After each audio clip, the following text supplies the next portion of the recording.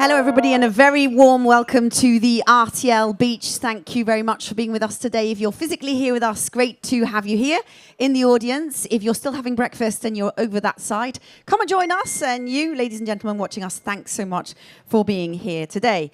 So we're about to embark on another super exciting panel this morning. We've got 27 this week, a lot of panels and a lot of stuff to get through.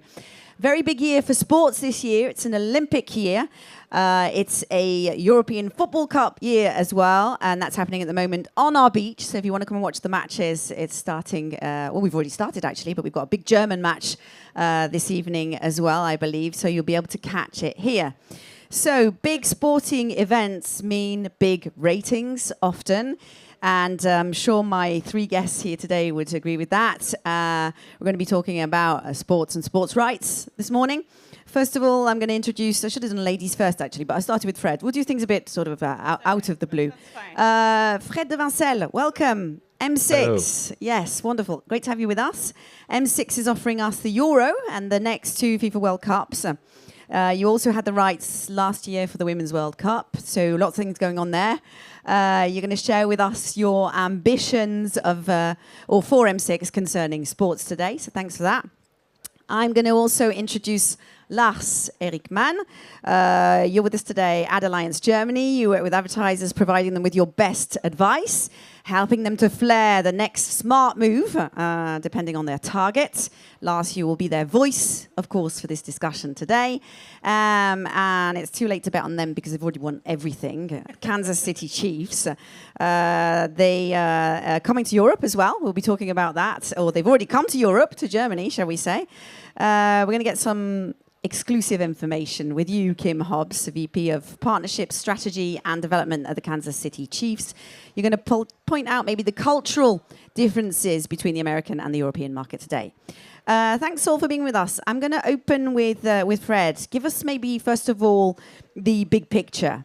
How does sports actually weigh up on the French market? Is it big numbers, big money, big results? Sport is big. It's not a big scoop, but of course, sports is really big in France. Let's say sports is a way to resist to the decline of the television consumption, pretty high. And if you watch in the last 10 years, each year, if you watch what is the best scores of the year, it's systematically and a sport event which come first systematically. There is one exception, which is 2020, the year of COVID. There were no sports events. But each year it's a big ratings with sports. There is maybe one specificity in France, which is the fact that sports is mainly on free-to-air television. I mean the big events.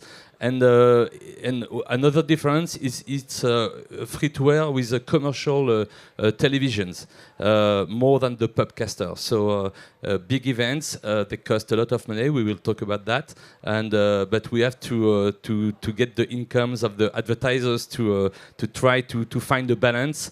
But I mean, it's not a scoop also, but 100% times we lose money with sports. But still we want to invest, so maybe we'll debate to say why. We're going to be talking about that, of course. We'll be talking about the advertisers side of things. I'm coming to Kim now. So, yeah, sports is big in France, we've heard. It's a way to sort of keep the audience figures high on linear television. On your side, the American market, it's different, for sure. Sport is maybe cultural. I guess you'll be talking to us about that. When we look at the whole content offer, first of all, what place does sport hold in the States? Yeah, definitely. You know, I think in the United States, sports is just something that male, female, you start playing it at a very young age. And it's football, basketball, baseball, soccer, whatever it might be. I mean, it's definitely something that all ages groups starting very young are just indicted into, and it's part of. And certainly on the football side, professional football side, extremely popular in the U.S. Building fandom is something that we as the NFL and certainly as the Kansas City Chiefs invest a lot in. And so again, with more and more youth now starting to play all sports, but particularly football, particularly flag football, as a way to get get both boys and girls into the game. That's important because those are going to be our future viewers, and our ratings, as I think most know, the NFL just dominates the landscape in the U.S. as it relates to sports ratings. So we're proud of that, but it's a lot of work to keep it there. That's a lot of work to keep it up, of course. Yeah, so there's a big cultural difference between obviously Europe and the States, but this is interesting. It's going to create some debate and some best practices and all the rest of it in this discussion. Fred is obviously listening to you, envious, I think, about the sports world as well. It's not quite the same level in France, for sure. You just said you don't actually cover your costs. So why is it still, if you're not covering your costs, a good idea to invest? People would argue that, well, you're not making any money. Yeah, it's always a big dilemma if we're gonna invest or not in sports. I like this. I like very much this quote from Nonce Paolini, who used to be the former TF1 CEO. He said, "TF1 makes money with football only when the game is broadcast on M6, which is the main concurrent." I like this one pretty much. So it's true that every time you invest in sports, you're 100% sure that you're going to lose money, but still we do it because of many reasons. First, we think that it's important for a big commercial channel to have this kind of events because it gives you real status for your brand image. It's very important to be able to figure in the top ratings of the year that I was mentioning just before. So we still invest because of this. We think also it's very important because those kind of events gonna drive to your channel people that don't watch usually your channel, so they're gonna be aware of what's going on the channel, all the series we have, all the movies we have, and so it's a way to promote your entire programs when you have big events. And also, something important is that because we are not anymore only a television group, we are a media group, meaning that we have television channels, but we have also a streaming platform. And it's very important also to invest in sports for streaming.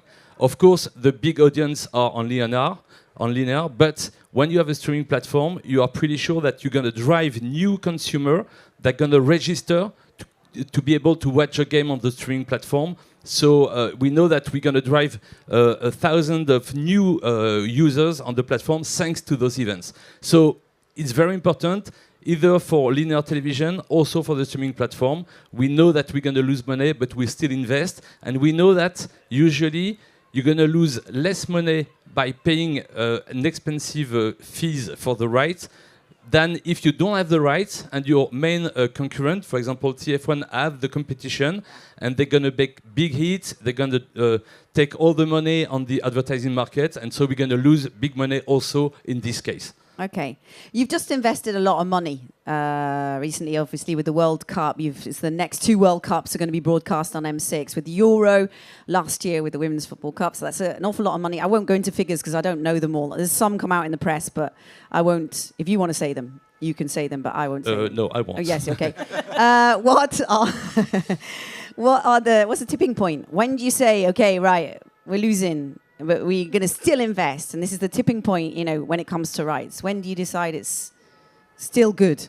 It's for all the reasons I've just mentioned here. It's because we know that if we don't have the competition, and if TF1, our main competitor, will put some more millions on the table to get the competition, we know that they're going to make so huge audience during the competition that we're going to be rid of all the advertising investment during the competition, and so we're going to lose more money than if we put a big amount on the fees. Okay. So usually we come to the conclusion, okay, it's a dilemma. We know we're going to lose money, but maybe we're going to lose more if we don't have the competition. What I mean by that is that you can put yourselves in danger, can't you? Because you invest in lots and lots of different things and successive things and things that are coming up as well. But the tipping point is there as well. It's like, yeah, it's true, but we are not forced to invest more and more. I mean, there are some competitions that maybe I won't mention because we have kind of secret of the business, but we in the last years we have been able to make the price getting down. So Yeah, so we are not always forced to put more money on the table. Sometimes for some competitions it's possible, and maybe we will discuss about women's sports, which is an opportunity to buy good sports, which is for the moment not so much expensive, and so there is a way to be smart in the sport events. I'll come back to the women's sports. I just wanted to talk about advertisers with you, Lars. How important are these live events for the ads market? Well, these events are very important because they are more than the event itself. We heard it, linear TV reach is decreasing, non-linear is rising. We are playing on both fields, lucky enough to do so. And what we need are the campfires in the living room still. So why do people watch linear TV? Sure. They want big shows, they want live events. I'm a celebrity, get me out of here. So you think you can dance. And the big sport events are very important for that, to gather the people around. And once they are there, you can get them for other shows as well. But you have a starting point to get them. This is the first thing. The second thing is, via sports, you reach target groups who rarely watch linear TV anymore, like young men. For example, Freddie, 18 years old, 20 at most. We identify him on his smart TV watching the sports event, and we can follow him through our whole network on digital platforms and say, oh, Freddie is now looking for a recipe on another platform, or Freddie is doing this and that, and we can do incremental advertising, we can do another storytelling advertising. So all this is possible with the younger targets, for the younger target group, which we do sometimes hard to reach. Mm-hmm.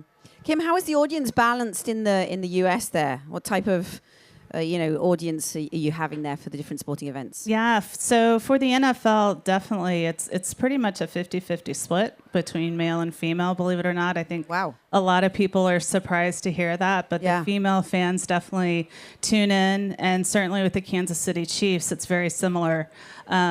We've certainly picked up some new younger fans this past year for us, which we're excited about, but definitely, like I said, it's about 50-50. And it's interesting too, talking about the advertising space. So for the Kansas City Chiefs, and we're not unlike a lot of other NFL clubs, we have our own in-house content team. They produce a lot of great content for us. And so when we look to bring on new partners, we know one thing that they're really interested in is they want reach on our channels, right? So they're supporting still through traditional TV buys and advertising. But one thing we try to position that you can get by partnering with the club itself is direct on our channels and linking their brand with ours where it makes sense. And there's a fine balance between that. We talk about that a lot. We don't want to put a partner brand on everything, but we recognize that that's part of the investment that they're making. And what types of brands are willing to go into partnership with Kansas City Chiefs? Yeah, so we definitely kind of check the box on the bigger, more traditional, at least as we look at it in the United States, type brands or categories that sponsor sports, and particularly the NFL. So beer companies, telecommunications, et cetera. But we also look for different niche kind of partnerships that might work best with our culture. Definitely, we're located in the heart of America, as we say, right in the Midwest. So there's going to be different partnerships that we have that make sense for our brand and our region and our culture in Kansas City than maybe New York or LA has. So, some of those more kind of traditional brands tied to agriculture even are ones that sponsor the Chiefs. Okay. So we're talking about NFL. What about women's NFL and, women's sports rights maybe as well in the US? Talk to us a little bit about that. Yeah, so the NFL has put a lot of effort in recent years behind supporting more women around football. So one thing we talked about earlier a little bit was really the creation and expansion of flag football, particularly for girls. And I think probably as most are aware, we're especially excited that flag football will be an Olympic sport in Los Angeles here in 2028. But in addition to that, there's a lot of programming that's done throughout the NFL to support women more actually on the football field from a coaching standpoint, from a training assistant standpoint. we at the Kansas City Chiefs have good representation from females in our front office on the business side, but definitely creating more programs so that there's more equality in the direct sport itself. And as far as like women's sporting competitions are concerned in the States, how are the ratings there? Yeah, so it's interesting. I'd mentioned to some people I was visiting with earlier. In the United States right now, we're really seeing a rise of interest in women's sports, particularly women's college basketball. We've had some superstars break through recently that some might be aware of. That in large part came because in the U.S. just recently, college athletes are able to be paid for endorsements. All right. So you're seeing them out more in advertising, et cetera, and then they're phenomenal athletes and personalities. So all that's kind of colliding in the right direction to really grow that interest. In Europe, women's competitions are more and more attractive as well. Not as attractive as men's leagues at the moment, but still, is it a smart move to invest in women's sports? Yeah, I think it's definitely a smart move. We have started this move 10 years ago, and I mean, it's if you watch the prices, I mean, the prices for the competition have increased, have been multiplied by 20 in the last 10 years. So it has raised a lot, but still it's a good investment, because if you compare, for example, in France, the ratings of a male, I mean the French football team male playing is like 5 million viewers, okay, on TF1 or on M6. And if you watch the female team, it's 1 million viewers, okay? So it's 5 times less, and the price is more than 10 times less. So it's a good deal if you invest, if you just compare the ratings and the price that you paid. Still, there is we need to work more on the marketing of those female competitions, because if you watch in detail the ratings of the game in France, we can see that it's very much male-oriented and pretty old. So the target is not so well for the sale company.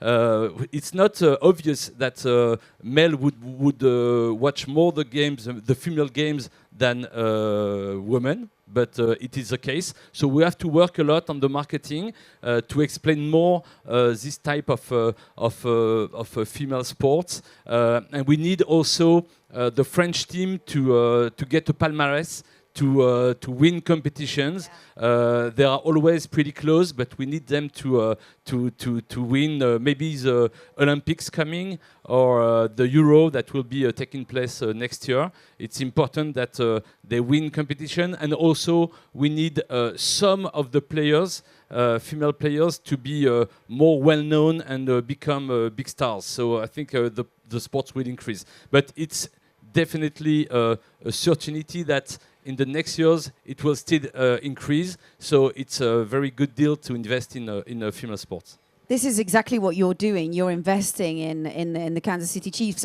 We've got a big session on marketing tomorrow. It's going to be really, really interesting with Justin Reed, with Lara Krug, who is building that notoriety for the Kansas City Chiefs. So it's a very exciting session. So I'd like you all to be here tomorrow for that session. I can't remember what time it is. If you can find out, I'll announce it. 11 a.m. 11 a.m. Thank you so much. This is what we mean. As far as like, just quickly, best practices, what are you actually doing to build that notoriety, to bring these women's leagues up and these stars shining out? Yeah, I think for us, again, we know that for the Kansas City Chiefs specifically, with the great success we've had on the field over the past 5 seasons, winning 3 Super Bowls, which is kind of a dream come true, obviously, for a brand. But we know more than ever the spotlight is on the Chiefs right now, and so it's a great opportunity for us to, create more to capture those fans, male and female. So again, really all the time and effort we've put behind building our flag program, flag football program for young girls, and also too creating, like I said, the content that we know is going to appeal to people that are interested in the Chiefs outside of just what they do on the field. So more of that personality content that our media team does such a great job creating. And again, we know that that's attractive to partners too. So like I said, kind of finding that right balance for us as when we can leverage that financially with brands, but then also keep very authentic to who we are. Sport is a great driver for advertising, of course. I mean, we just need to think about the Super Bowl. The Super Bowl's incredible. It's a huge show, of course. Some sports convey, obviously, different values. Is it important to choose well which sport you want to bet on as an advertiser? Absolutely, because you want a long-term relationship from both sides. And you have, on the one hand, you have to look at your company purpose. How does it fit to the sport? For example, soccer was always a secure choice because it was always great and clean and the most popular sport in the world. Yeah, absolutely. Have high reach. It still is, but it's crackling a bit in terms of when the World Championship for 2 years ago took part in Qatar. There had been a lot of discussions, and if your company purpose is about diversity, and you say diversity is really, really important to me, you have a problem and have to ask yourself, what am I doing with it? For example, Rewe, a huge retailer brand in Germany, they quit their sponsorship because of that.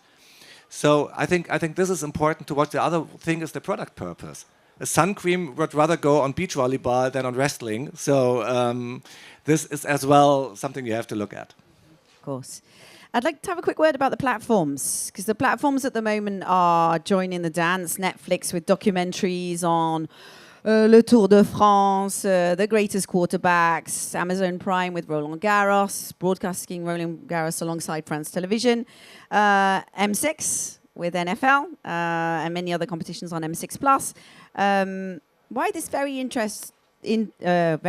recent interest in sports? Do we get the words in the right order, Fred? It's new because, as I was saying, we are not anymore a television group. We are a media group. We've got linear television on one side. We've got streaming platform on the other side. So we've got the big events on the linear television. And now, thanks to this streaming platform, M6 Plus, we are able to interest ourselves to niche sports. And there is a very strong reason, which is that our streaming platform is very much consumed by women. It's 65% women who are consuming our platform. So we are trying to reach some new consumers. And so we are looking after the male audience. And of course, sports and humor. But sports is very, very good to drive this male audience on the platform. So we are looking after niche sports. I'm sorry for the NFL, but in France, NFL is still a niche sport. I am sure that it's gonna drive up and be big. As I hope that it would be as big as in Germany, but it's not the case for the moment. But so we invest in the NFL. We invest also in MMA, which seems to be the new big sport. I mean, I've seen some recent plot saying that it was the third sport in the world, more appreciated by young people. So it's really becoming big. So we have invested in MMA. We also invest in some skateboard competition.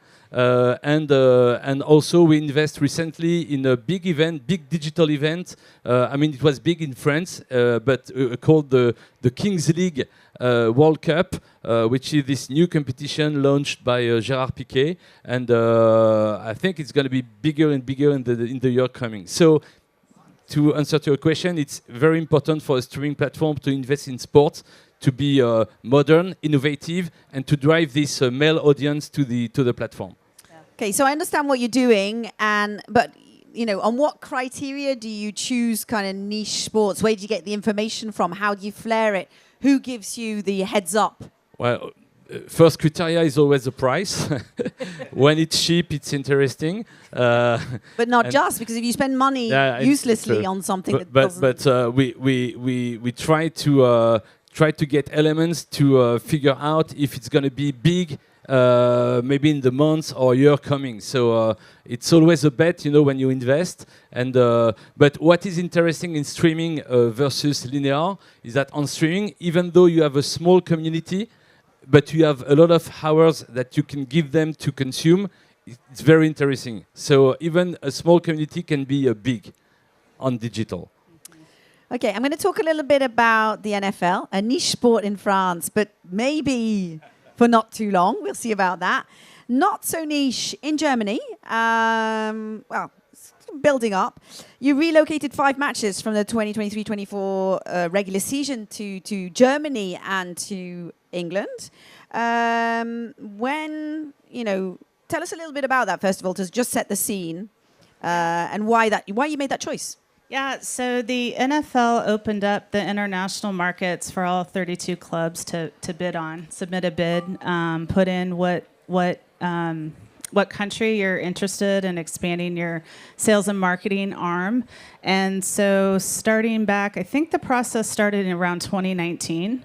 2019, 2020, we started looking at it. The Kansas City Chiefs selected Germany and Mexico as 2 countries we wanted to invest in, and we received both. So 99% of our efforts were really around Germany. We knew that it was likely we would play a game there. And the Chiefs actually had a little bit of history in Germany. We had played some preseason games there years ago.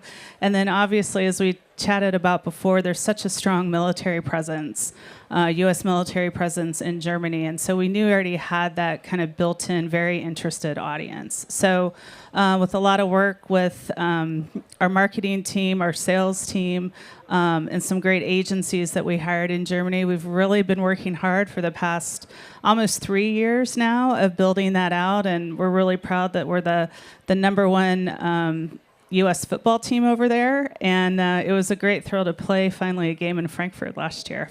It's a really good calculation, I think, to sort of head into Europe. Would you consider France?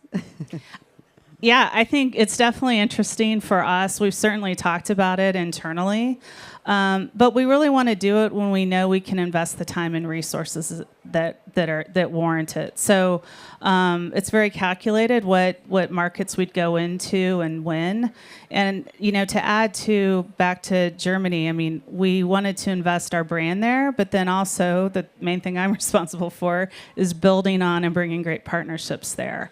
And we've been really blessed to bring in some really what I would consider blue chip companies that support us in Germany. And so we want to make sure we do the same thing in France.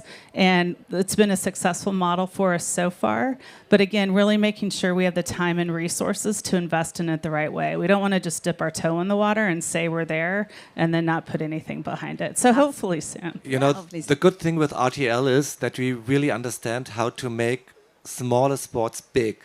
When we acquired the Formula One in 1984, we started broadcasting Formula One in 1984. It was a niche product in Germany. Nobody really was a fan of it. And we built it up very quickly, and now it's one of the most seen sports in Germany. And what we did with the NFL, we don't not only broadcast it on TV, we have an NFL radio, we have a kids journal, we have we do so many on different platforms. We do so many things together, and this is how you make a sports big today. And for the advertisers, it's an added value because you can be cross media on the whole funnel. You can put ads on it. So wonderful. Coming to the end of our discussion, it is 10:30. We've had a great time together. Thanks so much for being with us today. Please give them a huge round of applause. Thank you. And just for all of you that are watching, we have a rendezvous tomorrow morning at 11 o'clock. For me, anyway, we've got lots of panels going on, 27 panels in all. Tomorrow morning with Lara Krug and Justin Reed from the Kansas City Chiefs, which is going to be very, very exciting. I'm very much looking forward to that discussion as well. And you'll see how the Kansas Chiefs has been brought up and marketed, and Justin and Lara will tell us all about that. Thank you so much. Take care. Goodbye for now. Thank you.